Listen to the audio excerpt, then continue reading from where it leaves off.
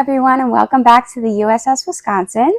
Thank you for joining us for this week's Wisky Weekly. Today we have a very special program as we're going to be interviewing one of our volunteers on board, Mr. Doug McLiverty, who has over 13 years of volunteering service and 5,300 plus hours on board here. So thank you for joining us today, Doug. Oh, you're welcome. It's my pleasure. You ready to answer some questions? I'm ready to go. All right, perfect. So can you start by telling us a little bit about your military career? Sure. I am a retired Army Lieutenant Colonel, Field Artillery, with 22 years. I enlisted in the military right out of college, and then worked my way up through the ranks and went to officer candidate school and became an officer. And along the way, I served on a U.S. Navy ship for 2 years. Wow. So I have a particular set of skills. I know the Army, and I know a little bit about the Navy, too. That's awesome. That's awesome. So what was your day-to-day life like in the service? Oh, well, they vary depending on, are you in garrison? Are you out in the field? Are you on an operation? And then, like when I was on the Mount Whitney, every day is kind of like Groundhog Day when you're out at sea. Right. You know, you get up and you take care of your business and you go and check messages and go to chow and go to meetings. And there's kind of a battle rhythm to being, in the military. And it varies depending on where you are. Right. Okay. Yeah. Of course. Okay. What was your favorite job or part of the job? Oh, my favorite part of the job. Oh, gosh. I think my favorite part of the job was leading troops. I had the opportunity to command 3 times in my career. Wow. And that's a chance that you get to really influence young people. Of course.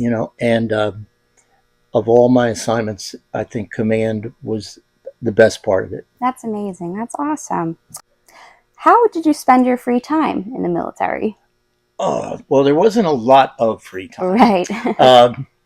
I guess free time would be, going on vacations with my family, especially being assigned overseas. One of the fun things I did with my kids is we did a tiger cruise on our ship. So my son and daughter came aboard in Norfolk, and we went out for a day, and they got to eat on the ship, and we put on some demonstrations for them. And that's something that an Army kid doesn't get to do. Yeah. So that was fun. And then, there's a lot of PT and physical training and exercise and playing sports and things like that, to keep active. Cool. Awesome. Let's see. So after all of your years in the service, why did you choose to come back and give your time on the Battleship Wisconsin? Oh, that's a great question. I have always loved battleships. Ever since I was a little kid, I loved battleships. And I probably would have gone in the Navy if it wasn't for the fact that I was red-green colorblind. Oh, okay. So I couldn't be a pilot. I couldn't be on the bridge of a ship.